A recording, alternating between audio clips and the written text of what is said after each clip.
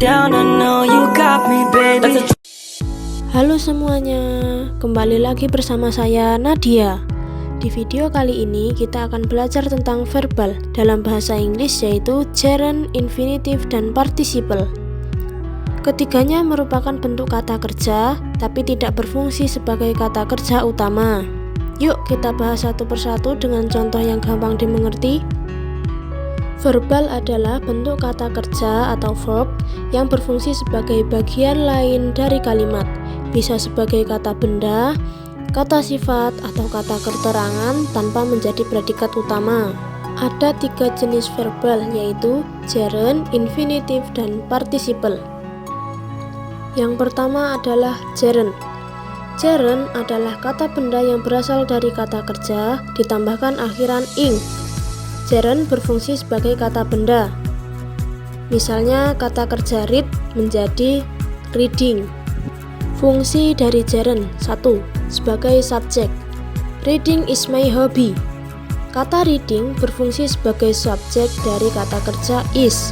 Kata ini bertindak seperti kata benda walaupun berasal dari kata kerja. 2. Sebagai objek. I enjoy cooking. Kata cooking adalah objek dari kata kerja enjoy. 3. Setelah preposisi. Gerund selalu digunakan setelah preposisi atau kata depan. She's interested in dancing. Setelah kata depan in, kita harus menggunakan gerund, yaitu dancing, bukan to dance. Selanjutnya, yang kedua, infinitive. Infinitive adalah verbal berbentuk kata kerja dasar yang umumnya ditambah to di depannya. Contohnya, to eat, to run, to say. Fungsi dari infinitive: 1. Sebagai subjek. Infinitive bisa berfungsi sebagai subjek dalam kalimat, biasanya dalam bentuk formal atau tulisan. To travel is exciting. To travel di sini bertindak sebagai subjek dari kata kerja is.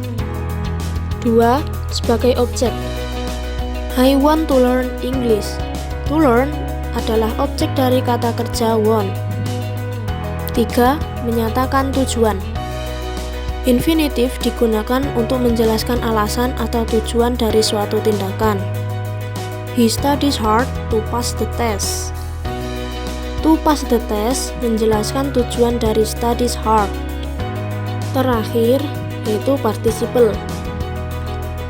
Participle adalah kata kerja yang bentuknya berupa verb ing atau verb 3 yang berfungsi sebagai kata sifat. Ada 2 jenis participle.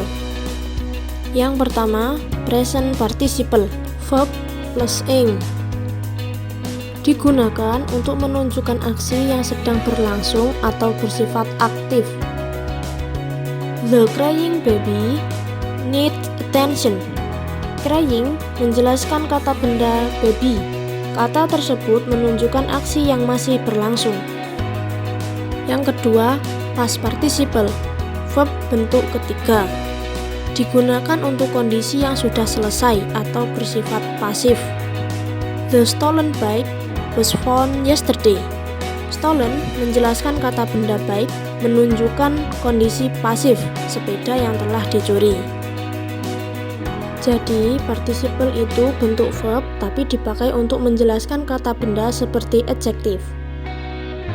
Kesimpulannya, gerund selalu berfungsi sebagai noun. Infinitive lebih fleksibel, bisa menjadi noun, adverb, atau adjective.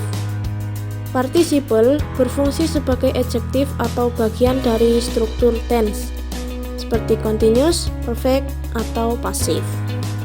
Oke teman-teman, itu tadi penjelasan tentang gerund, infinitive, dan participle.